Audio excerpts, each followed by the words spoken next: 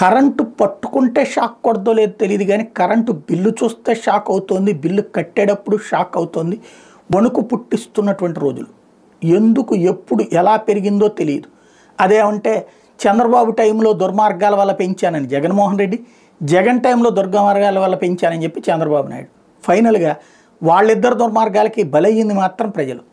ఇద్దరు ప్రజలకి మాత్రం ఎవరికి వాళ్ళు ఎదురోళ్ళు దుర్మార్గులు, మేము సన్మార్గులం అని చెప్పుకోవడంతోనే సరిపోయింది.